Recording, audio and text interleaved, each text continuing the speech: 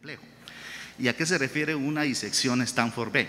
Se refiere a una disrupción de la capa íntima y medial de la aorta descendente, en la cual hay una ruptura y la sangre se fuga por esa ruptura, disecando toda la pared de la aorta y creando un flap entre la luz verdadera y la luz falsa. Ese es el síndrome aórtico más frecuente y más o menos 3 a 4 pacientes se presentan por cada 100,000 por año en todo el mundo, así que aquí tenemos un subdiagnóstico. La mortalidad en pacientes por arriba de los 70 años es del 16% y en menores de 70 años es menos del 10%. Esta imagen nos hace referencia, pues mejor anatómicamente, la porción azul es la luz falsa, mientras que la porción de colores amarillo y naranja es la luz verdadera. Por eso es que estos pacientes tienen problemas de malperfusión y esa es una de las complicaciones que deben ser tratadas inmediatamente cuando se presenta. Entonces, los síndromes aórticos comprenden estos 5, pero el más frecuente es la disección aórtica, que está presente en el 88% de los casos de los pacientes que inician o que tienen diagnóstico de un síndrome aórtico. Y se clasifican de acuerdo a Stanford B o DeBakey tipo 3A o 3B. Para fines prácticos nosotros utilizamos el Stanford B, que se refiere a una disección que se origina después de la subclavia izquierda y puede abarcar de ahí en adelante, inclusive hasta las femorales. Y la cronicidad es en hiperaguda, aguda, subaguda y crónica. ¿En qué momento es el mejor momento para llevar a un paciente a sala de hemodinamia o a cirugía? Es en el estado subagudo. ¿Por qué? Porque antes de las 2 semanas se ha demostrado que el despliegue de una endoprótesis puede causar la ruptura del saco falso o digamos de la luz falsa o crear una disección anterior que llega hasta la raíz aórtica y puede meter al paciente en un taponamiento cardíaco, causando esto pues en muchas veces la mortalidad transoperatoria. ¿Qué es entonces un paciente con una disección no complicada? Es aquel que no ha presentado ruptura, no tiene malperfusión ni presenta signos de riesgo. ¿Y cuáles son los signos de riesgo que nos dicen que un paciente debe ser llevado, no inmediatamente, sino a los 14 días a sala de hemodinamia? Son el dolor refractario y la hipertensión refractaria. ¿Y a qué se refiere esto? A pacientes que utilizan más de 3 medicamentos para el control del dolor y el control de la presión, pero que no ha sido efectiva. Estos pacientes son de mal pronóstico y debería de planearse un tratamiento endovascular. ¿Cuáles son los signos de urgencia o de emergencia que nos dicen que un paciente debe ser llevado a sala de operaciones inmediatamente? Es la ruptura y los signos de malperfusión. ¿Y qué es la malperfusión? La malperfusión puede ser malperfusión renal, malperfusión de los vasos mesentéricos o malperfusión de las extremidades inferiores, porque el flap funciona como un obstáculo para que la sangre llegue hasta allá. El IRRAS nos dice que hay 4 factores de riesgo que son más importantes y dentro de estos la hipertensión arterial se presenta en el 81% de los casos y en pacientes jóvenes con disecciones que no son marfanoides o loin dates, el uso de cocaína está relacionado a este tipo de problema. Asociado a esto, el síndrome de Marfan se presenta en el 4% de los casos y algo muy característico de la aorta bicúspide es que puede causar también en el 17% pacientes con disección aórtica. Entonces, ¿en quiénes debemos sospechar una disección? En pacientes mayores de 65 años que llegan con hipertensión arterial y dolor súbito. Y ese es un problema, porque ustedes se dan cuenta acá, ¿qué paciente que no se está infartando no tiene estos síntomas? ¿Qué paciente con un infarto no tiene dolor de pecho, no tiene el dolor más fuerte de su vida, no tiene un dolor irradiado hacia la espalda? Y ese es el problema, la detección de la disección aórtica y el por qué ha sido tan subdiagnosticada en nuestros países. Entonces, si nos damos cuenta, el dolor de espalda, el dolor más fuerte y progresivo son los 3 principales signos que se originan en las primeras 6 horas. Asociado a esto, podemos ver que en la radiografía de tórax puede ser normal, puede haber un leve ensanchamiento mediastinal o un arco aórtico que no nos convence, pero como no estamos en contacto con esta patología, realmente no le ponemos mucho énfasis. Pero esto es importante, lo de abajo, la electrocardiografía. Puede ser normal, puede tener una hipertrofia ventricular, pero también se puede estar infartando. Así que los pacientes con un infarto pueden tener una disección y viceversa. Los pacientes con una disección pueden estarse infartando. Entonces, todo esto depende de la agudeza clínica del primer examinador y de quien lo vea en el transcurso de su enfermedad, porque dicen, bueno, le dimos todo el tratamiento antianginoso a un paciente, pues se murió. ¿Y de qué se murió? Pudo haber sido una disección. Entonces, un dolor torácico intenso en un paciente que se presente con insuficiencia renal, isquemia medular, isquemia visceral o isquemia de miembros inferiores, tenemos que pensar en que ese paciente tiene una disección. No hay muchas otras enfermedades que causen estas patologías. Nos toca pensar que el paciente tiene una disección y se está complicando y nos toca referirlo a un centro de alta complejidad para su tratamiento. Hay algunos estudios que nos ayudan a descartar este fenómeno, como el dímero D. Los pacientes que tienen menos de 500 miligramos en la toma del estudio, por debajo podemos ir pensando en que no se va a tratar tanto de una disección, al igual que a las 6 horas por un valor de 1600. Y las imágenes que nos ayudan a detectar esta patología es la tomografía. La tomografía es el gold standard, o un TAC gatillado, que es el gold standard para la detección de esta enfermedad. ¿Qué significa gatillado? Gatillado es que tiene concordancia con el latido del corazón para poder identificar el movimiento o la dinámica del flap y saber si es dinámico o es estático, como vamos a ver más adelante. La resonancia magnética también es buena, sin embargo en muchos centros no está disponible. Y el problema es que estos pacientes requieren de monitorización continua y todos los sistemas de monitorización, o por lo menos la mayoría, tienen componentes metálicos que contraindican llevarlo a resonancia. El eco transtorácico es la última de las armas que tenemos para el diagnóstico, pero si no hay disponibilidad de imágenes diagnósticas, podemos utilizar el eco transtorácico. Y así es como se mira una disección Stanford A. Ustedes pueden ver cómo la raíz aórtica está prácticamente dividida, pero que también afecta la porción descendente de la aorta, como en este lado, y que también afecta a los vasos supraórticos. Y esta es una urgencia quirúrgica, pero los pacientes pueden fallecer por un taponamiento, un evento cerebrovascular, etc. Mientras que en la disección tipo B solo se afecta la porción descendente de la aorta que inicia desde la parte izquierda del ostium de la subclavia izquierda. ¿Cuáles son las medidas? Pues las medidas iniciales son el tratamiento con respecto a analgesia y control de la tensión arterial. La Stanford A siempre es una urgencia quirúrgica, debe ser intervenida inmediatamente por el grupo de cardiovascular, mientras que la Stanford B podemos evaluar el paciente y planearlo de forma adecuada. El tratamiento y el gold standard para los pacientes con disección Stanford B es el TIVAR o el tratamiento endovascular. ¿Cuáles son entonces lo que necesitamos tener en metas para estos pacientes? Obviamente, todos los pacientes a los 3 años que han sido manejados conservadoramente están vivos en un 80%, pero eso no significa que no estén complicados. La dilatación aórtica puede ir continuando y si no se lleva un adecuado control del paciente o seguimiento, el paciente puede fallecer y fallece en su aldea, fallece en su pueblo y nadie supo por qué, pero es porque o se rompió o entró en malperfusión y no tuvimos un adecuado control de estos pacientes. Así es que si estos pacientes tienen indicación desde el principio, hay que operarlos. El parámetro de la presión arterial debe ser entre 100 y 120 con un adecuado gastrourinario y la tensión arterial se puede tratar con beta bloqueadores y analgésicos. Todo esto con el fin de evitar que el estrés hemodinámico siga causando complicaciones de la disección. Esta es una forma en cómo se trata las disecciones de Stanford A. Obviamente hay que reconstruir todo el arco ascendente y hacer un debranching, que es recolocación de los vasos supraórticos, ya sea de una forma convencional o combinada. A veces el departamento de cardiovascular nos pide favor de hacer una trompa de elefante, que así es como se conoce la diapositiva en blanco y negro. Ellos marcan con unos puntos de oro o de tungsteno o cualquier material que sea radiopaco y nosotros avanzamos una endoprótesis desde donde ellos nos ponen la marca. Pero lo que somos expertos es en el tratamiento de la disección. ¿Y cuál es el objetivo del tratamiento endovascular? Lo que vemos en la marca A es un IBUS, que es un ultrasonido intravascular que nos asegura que estamos dentro de la luz verdadera. Colocamos una prótesis y el fin de la prótesis es ocluir el sitio de entrada de la luz falsa para evitar que se siga alimentando.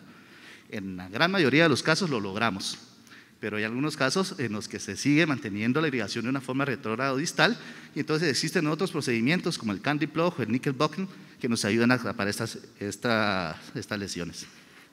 También existen los riesgos de la colocación de una prótesis intravascular, pero sobre todo cuando está mal dimensionada.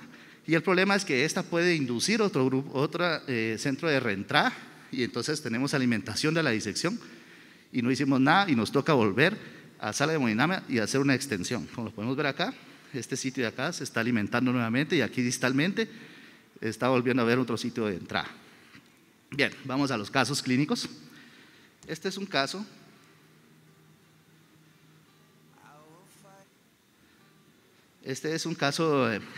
clínico que operamos. Allá se trata de un paciente de 67 años.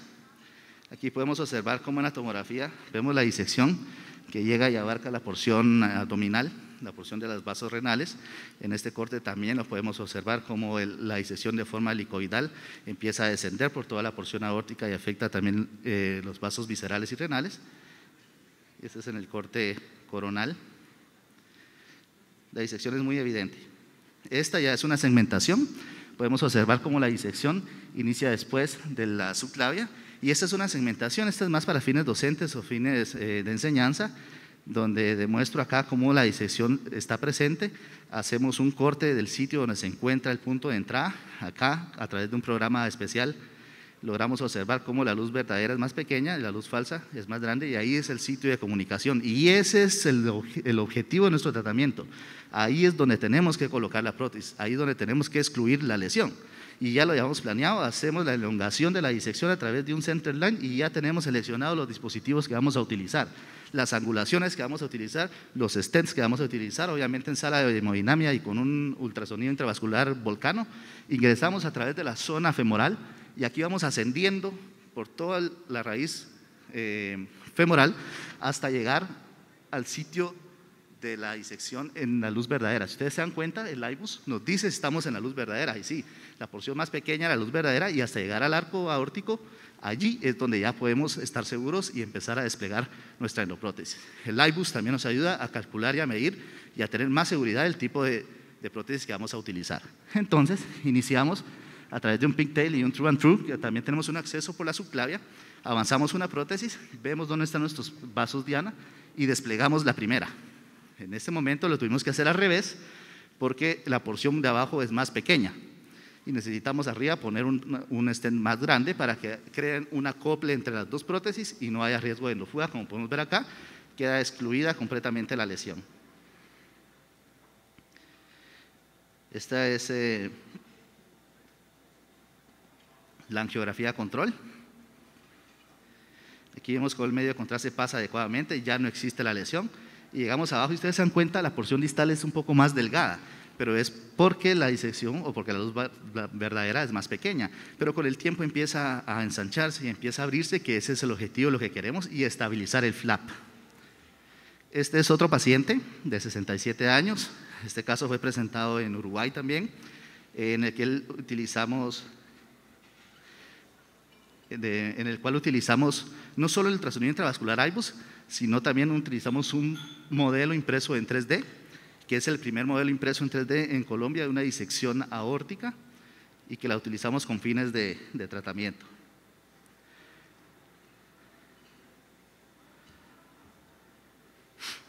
Igual, como vimos en el ejemplo anterior, una disección Stanford B. Acá podemos ver en la imagen segmentada cómo la disección empieza desde la subclavia. Aquí ya está la disección en un formato STL, que es el que nos permite imprimirlo en 3D.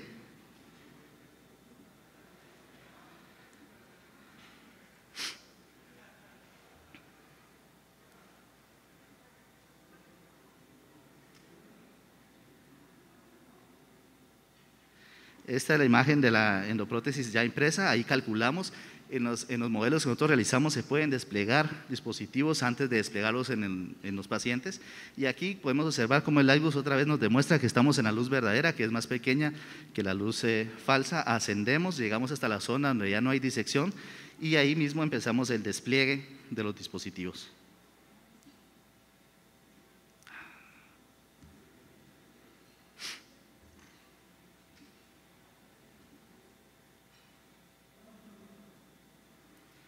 Aquí podemos observar cómo la disección afecta también la aorta descendente y la ilíaca del lado derecho. Aquí estamos con el IBUS, ahí está la disección, se puede observar cómo afecta la parte superior de la aorta. Avanzamos la endoprótesis, empezamos a colocarla, vemos ahí que tenemos una endoprótesis que está muy por delante de la lesión. Ahí si la desplegamos cubrimos todos los vasos que llevan sangre al cerebro y tenemos un problema de complicaciones muy severas. En este momento hacemos una retracción de la prótesis, volvemos a hacer una angiografía y vemos que estamos en mejor posición para el despliegue de la misma. En este paciente cubrimos la subclavia sin hacerle un shunt carótido subclavio. Hay veces en los que requerimos también hacer un shunt carótido subclavio porque no tenemos el espacio suficiente, entonces todo eso se hace en el mismo tiempo quirúrgico. Aquí ya desplegamos la prótesis y en el momento en el que se libera el sistema de liberación ya no hay forma de movilizarla, nos toca dejarla ahí. Y hacemos una angiografía de la porción distal para saber a dónde vamos a desplegar el resto de la prótesis. Entonces ustedes se preguntarán cuál es el riesgo de paraplegia en estos pacientes si la médula se irriga exclusivamente por la aorta. Es alto, por arriba de los 150 milímetros de prótesis tenemos complicaciones que pueden ser paraplejías, pero en este paciente utilizamos una técnica que se llama Petit-Coat. El Petit-Coat se conoce pues con la parte que mantenía las faldas antes de las señoras abiertas, que es una malla, pero este Petit-Coat es desnudo. Entonces lo único que necesitamos es tener fuerza radial para hacer que la porción distal se abra. Entonces fue esta técnica que utilizamos para evitar el riesgo de isquemia. Y acá, con el mismo IBUS, vamos de forma descendente ahora y vemos cómo la luz verdadera empieza a tener una luz un poco mejor, empieza a expandirse desde el momento de la expansión. Empezamos a ver que hay mejor perfusión y que las pruebas y todo lo que teníamos antes de mal perfusión empiezan a mejorar.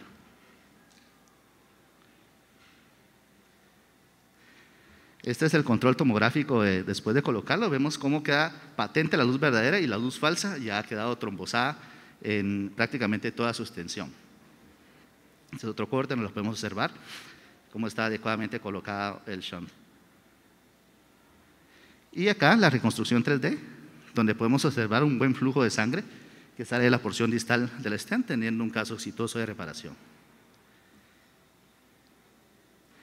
Así es entonces que en algunos pacientes ya hacemos el bypass carótido subclavio. Este es otro caso de un aneurisma torácico, en el cual hicimos inicialmente un bypass carótido subclavio, lo podemos observar de arriba como es patente, pero en algunos casos queda todavía de forma retrógrada permeable la subclavia. Entonces, ¿qué hacemos con esa subclavia si nos sigue llevando sangre hacia nuestro saco aneurismático o a nuestro punto de disección?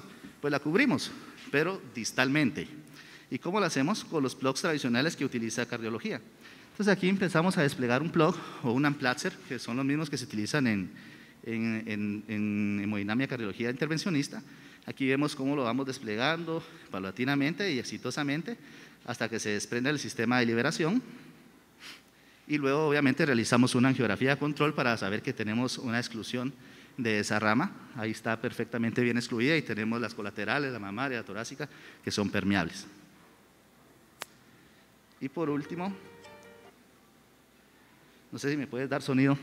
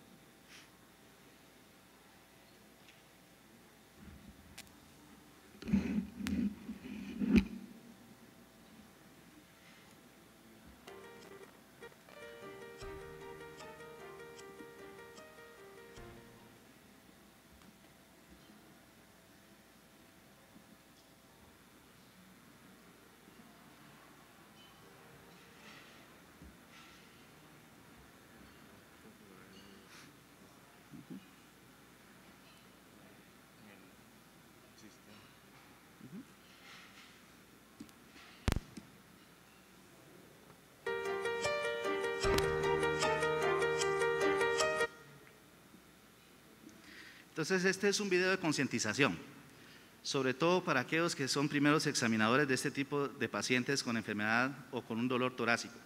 Debemos pensar en la aorta. No todo es un infarto, no todo es reflujo, no todo es dolor costal. Hay muchos pacientes que se están muriendo y están falleciendo por síndromes aórticos agudos, y entonces espero que este video les sea de concientización y que les ayude a mantener dentro de sus parámetros en el examen clínico lo que viene a continuación.